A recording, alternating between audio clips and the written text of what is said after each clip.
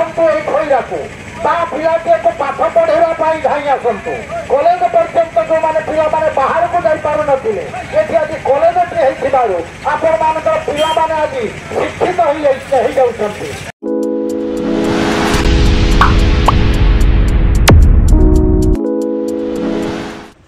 प्रधारित Khaira NSC रु बाद पड़ू खैरा बजार 7 घंटा बंद समर्थन देले सबु संगठन। खैरा शहर को विज्ञापित अंचल परिषद मान्यता दिया नजिबा प्रतिवाद रे खैरा स्वाभिमान मंच दिया जाइथिबा खैरा बंद डाकरा को खैरार सबु संगठन और सबु दल समर्थन जणाइछन्ति। स्कूल कॉलेज ब्लॉक तहसील सांग को व्यवसाय प्रतिष्ठान बंद रहिथिबा बेले जानवाहन चलाचल मध्य बंद रहिछि। तार कारण आपण माने तो निश्चित भाव में जानि सारिथिबे एनएससी आमर खैरा वंचित हो जाए जो बुद्धिजीवी सांबादिक बंधु एवं व्यवसायी बंधु एवं ये अंचल समस्त आदिवासी वृंद आम मान को सहयोग हाथ बढ़ाई मो तरफ शुभेच्छा एवं अभिनंदन ज्ञापन कर कथा है आज आपण मैंने ये खैरा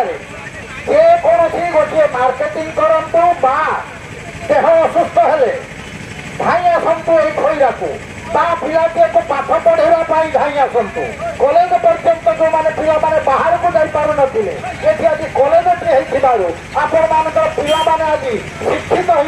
जाउछन्ति। ये सब सुविधा आपण काहे पाइछन्ति ना ये खैरा रे ये सब अनुष्ठान बढ़ी उठिथिबा जोगो ही पाइछन्ति। मु कमलाकांत नायक कोडमिया आजिर धारणा होची बहु प्रतीक्षित आशा खैरार जितेबाला धूईसात होगा जिते आशा को सरकार निराशार परिणत करदे तेणु आम जनसाधारण खैरार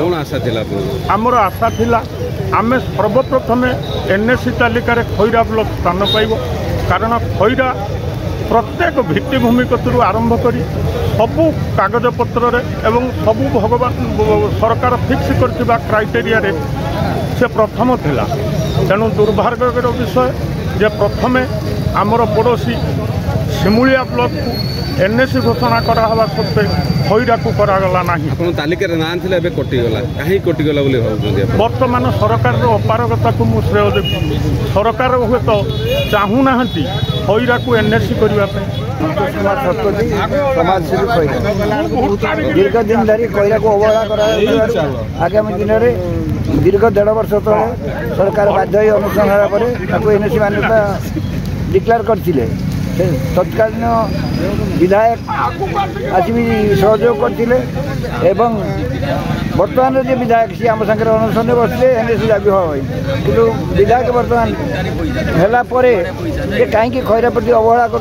जानी पार्न एनएससी कटिला पछर कारण कौन थाई बैमात्र को अनुभव सिमुला को देखा खैरा को अणदेखा कर निष्पेषित कर खैरा को यार प्रतिवाद खैरा अंचल आज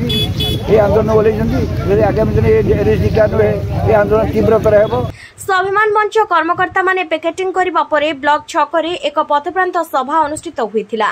प्रबल वर्षा सत्वे स्वतःप्रत भाव में एभली समर्थन सांग को बड़ धरणर सफलता आगरू केबे मिली नथिला बेले बुधवार एही बंद राजनैतिक नेतृवृंद और प्रशासनिक अधिकारी ऊपर चाप पकाइबो बोली कुहा जाउछि। एथिरे समस्त राजनैतिक दल सहित अंचलवासी माने जोग देथिले। खैरा माटीर सुंढीरा काउंटीबेड ग्राम पंचायत जड़े साधारण नागरिक हिसाब से आज आंदोलन को ओह्लाई बारंबार खैरा माटी को उपेक्षित अवहेलित करिछि ये सरकार पूर्व सरकार आमर खैरा स्वाभिमान मंच वरिष्ठ नागरिक मंच एवं समस्त बुद्धिजीवी आम आंदोलन को ओह्लाई ए सरकार को से समय से सरकार को आम बाध्य करूँ से एनएससी घोषणा करते किंतु परवर्ती समय नुआ सरकार आसिया परे जो भली भाव में खैरा माटी प्रति वितृष्णा मनोभाव आणिकी विदूषण भाव पोषण कर विरुद्ध में आज पुनर्बार आम राजरास्ता को ओह्लैचु। आम गोटे कथा जाचु आंदोलन नहले केबे सरकार कि आउ कहीं मानवे ना आपण जरिया कहवाक चाहे आमर ये जो विधायक बर्तमान अच्छा से बीजेडी समय एनएससी हो पारा ना से जड़े भिक्षुक अवस्था आम सहित जोगदे से आंदोलन करते किंतु आज भक्षक होगी से एक भूमिका निर्वाह करुँच सिमुलिया को एनएससी घोषणा करा खैरा माटी से बाद पड़ुची बालेश्वर जिले में सर्वबृहत ब्लॉक भीतर मध्य खैरा ब्लॉक आसूची 37टा पंचायत को नहीं 1.5 लाख ऊर्ध्व भोटर को नहीं कि ब्लॉक गठन करापर समस्त योजनार बाद पड़ती खैरा ब्लॉक जो आम आंदोलन आज करुचु निश्चित भाव में सरकार को निवेदन कर आमर दाबी की ग्रहण कर खैरा को एनएसी भाव में मान्यता प्रदान कर। नाम चरण पंडा वरिष्ठ नागरिक मंचर कोषाध्यक्ष अच्छे आमर आज खैरा बंद कर कारण आम 15 वर्ष धरी टैक्स दे चलचु अर्बन टैक्स अर्थ आमर